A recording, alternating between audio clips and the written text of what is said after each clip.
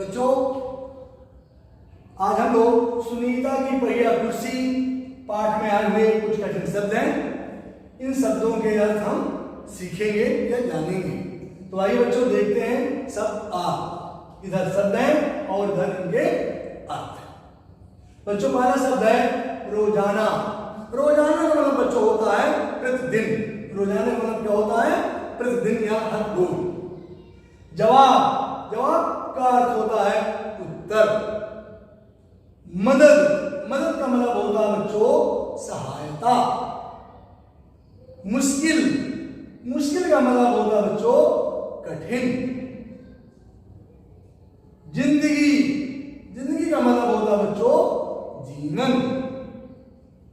फुर्ती से, फुर्ती से का मतलब होता है बच्चों जल्दी से। कभी कभी कहते हैं ना फुर्ती से काम कर लो, तो फुर्ती का मतलब होता है जल्दी से। परवाह, फिक्र। परवाह का अर्थ होगा बच्चों फिक्र। सभी समझ। अगला शब्द है अजीब। अजीब का अर्थ होता है अनोखा। अजीब का क्या अर्थ होता है? अनोखा। उदास, उदास का अर्थ होता है बच्चों दुखी। कभी कभी हम बोलते हैं ना कि आप क्यों दुखी हो, क्या आप हमसे भी पूछ रहे थे सर आज आप कुछ नहीं दिख रहे, दुखी दिख रहे हो। तो उदास का मतलब होता है दुखी। व्यवहार, व्यवहार का मतलब बच्चों होता है बर्ताव। आपका व्यवहार कैसा, आपका बर्ताव कैसा है, ये बहुत महत्व रखता है। झोला, झोला का मतलब होता है थैला। झोला का अर्थ होता है थैला। झट से, तुरंत। कभी कभी हम बोलते हैं ना बेटा झट से काम कर लो, इसका मतलब होता है तुरंत, जल्दी से।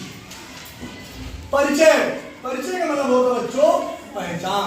जान पहचान बनाना, अपना परिचय बनाना, तो परिचय का मतलब होता है पहचान।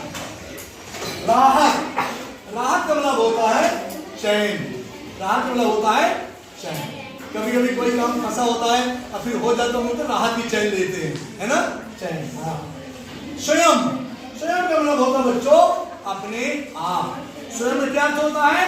अपने आप। तो अब एक बार आप देख लें। अजीब का मतलब होता है अनोखा। उदास का मतलब होता है दुखी। व्यवहार का मतलब होता है बर्ताव। झोला, थैला। झट से का मतलब बच्चों होता है तुरंत। परिचय का मतलब है पहचान। राहत का अर्थ है चैन। और स्वयं का मतलब होता है अपने आप। सभी को समझ में आ गया? Yes sir. किसी कोई दिक्कत? में आए हुए कुछ शब्द हैं जिनका मैं आपको विलोम शब्द बता रहा हूं। आप लोग इसे अच्छे से ध्यानपूर्वक सीखेंगे। पहले मैं आपको बता दूं विलोम शब्द किसे कहते हैं। किसी शब्द का उल्टा या विपरीत अर्थ देने वाले शब्द को विलोम शब्द कहते हैं। एक बार पुनः, किसी शब्द का उल्टा या विपरीत अर्थ देने वाले शब्द को विलोम शब्द कहते हैं। आइए, सुबह, सुबह का विलोम शब्द होता है बच्चों शाम। मुश्किल, मुश्किल का विलोम शब्द होता है आसान। मुश्किल का विलोम शब्द होता है आसान। उदास, उदास का विलोम शब्द होता है बच्चों प्रसन्न। उदास का क्या होता है? प्रसन्न। अच्छा, अच्छा का विलोम शब्द होता है बुरा। सोना, सोना का विलोम शब्द होता है जागना या उठना। दूर, दूर का विलोम शब्द होता है पास। कोई चीज दूर है उसका विलोम शब्द पास। सवाल, सवाल का विलोम शब्द होता है जवाब। आसान है ना? सभी समझ में आ रहा है? एक बार पुनः ध्यान दीजिए। सुबह का विलोम शब्द शाम। मुश्किल का विलोम शब्द आसान। उदास का विलोम शब्द प्रसन्न। अच्छा का विलोम शब्द होगा बुरा। सोना का विलोम शब्द जागना। दूर का विलोम शब्द पास। सवाल का विलोम शब्द जवाब। बच्चों आपको निश्चित तौर पर समझ में आ गया होगा क्योंकि ये सभी शब्द सरल है। आपके सभी लोगों को आ गया? Yes sir. किसी को कोई दिक्कत? No sir. तो इसको आज अच्छी राइटिंग में देखिए, हमने अच्छी राइटिंग में लिखा है। आप लोग भी अच्छी राइटिंग में अपनी कॉपी में उतार दीजिए।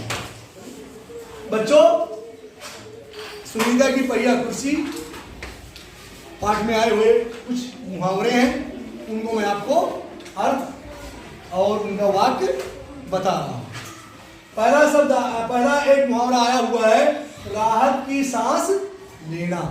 राहत की सांस लेना। तो राहत की सांस लेने का मतलब बच्चों होता है संतोष मिलना। कभी कभी आप बहुत काम में बिजी रहते हो और तब फिर जब आराम मिलता तो लगता है कि आप बोलते ना अब मैंने राहत की सांस ली है। तो बच्चों राहत की सांस लेने का मतलब होता है संतोष मिलना। वाक्य हमने बनाया, मोहन ने परीक्षा समाप्त होते ही राहत की सांस ली।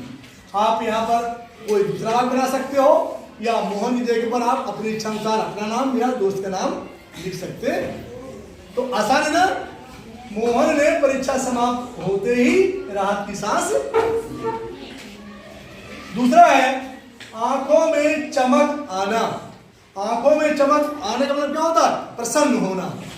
जब आप परीक्षा देते हो, आपका रिजल्ट अच्छा मिलता है तो क्या होता है? आंखों में चमक रहती है, खुशी होती है। तो बच्चों आंखों में चमक आने का मतलब होता है प्रसन्न होना।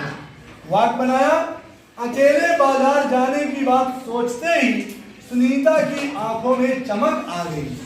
क्योंकि सुनीता विकलांग थी, चल फिर नहीं सकती थी, लेकिन जब उन्होंने सोचा कि मैं बाजार जाऊंगी तो उसकी आंखों में चमक आ गई, उसकी आंखों में प्रसन्नता आ गई, खुशी आ गई। तो सभी को समझ में आ गई है? किसी कोई दिक्कत? बच्चों कुछ पाठ में आए हुए शब्द हैं जिनका मैं आपको पर्यायवाची शब्द बता रहा हूं। पहले मैं आपको पर्यायवाची किसे कहते हैं उसकी परिभाषा बता देता हूं। किसी शब्द का समान अर्थ देने वाले शब्दों को हम पर्यायवाची या समानार्थी शब्द कहते हैं। सभी समझ में आ गया? किसी शब्द का समान अर्थ देने वाले शब्द को समानार्थी या पर्यायवाची शब्द कहते हैं। तो आइए देखते हैं। माँ, माँ के समानार्थी या पर्यायवाची शब्द होते हैं बच्चों माता, जननी, माता, जननी, मैया, ये सब माँ के समानार्थी शब्द। सुबह, सुबह के पर्यायवाची शब्द होते हैं प्रातःकाल, प्रभात, प्रातःकाल, प्रभात। बाजार, बाजार के समानार्थी शब्द हैं हाट, मार्ट, प्लाजा, ये सब बाजार के ही समानार्थी शब्द हैं। मुश्किल, मुश्किल के बच्चों कठिन, मुश्किल के समानार्थी शब्द होते हैं कठिन, दूभर। विकलांग, विकलांग के समानार्थी या पर्यायवाची शब्द होते हैं अपंग, अपाहिज, अपाहिज जो चलने फिर नहीं सकते, अपंग जिसका कोई एक अंग भंग हो, है ना, तो विकलांग वही होते हैं। तो विकलांग के समानार्थी शब्द हुए बच्चों अपंग, अपाहिज। ये सबको समझ में आ गया?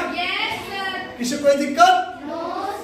अब इसको आप अच्छे से बच्चों वाक्यांश के लिए एक शब्द, मतलब एक वाक्य को हमको क्या करेंगे, उसको एक शब्द में उसका उत्तर लिखेंगे या ऐसे शब्दों को सीखेंगे।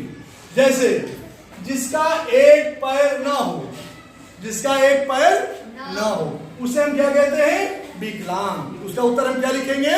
विकलांग। दूसरा है जो देख ना सके।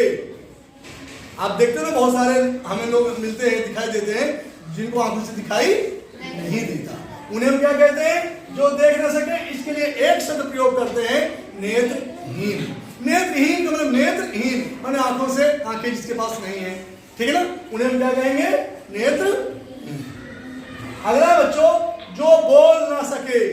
आप बहुत सारे बच्चों को देखे होंगे, लोगों को देखे होंगे जो बोलते नहीं हैं, संकेत में बात करते हैं, तो ऐसे लोगों को हम एक शब्द में लिखते हैं मुंह। जो बोल ना सके उन्हें हम क्या कहेंगे? एक बार पुनः, जिसका एक पैर ना हो उसे बच्चों हम कहते हैं विकलांग। जो देख ना सके उसे हम कहते हैं एक शब्द में नेत्रहीन, और जो बोल ना सके उसको हम एक शब्द में कहते हैं मुंह। क्योंकि इस प्रकार के शब्द जो है, वाक्यांश जो है हमारे पाठ में आए हुए हैं, इसलिए मैंने आपको इनको समझाने का प्रयास किया। अब इनको आप अच्छी राइटिंग में अपनी कॉपी में उतार दीजिए।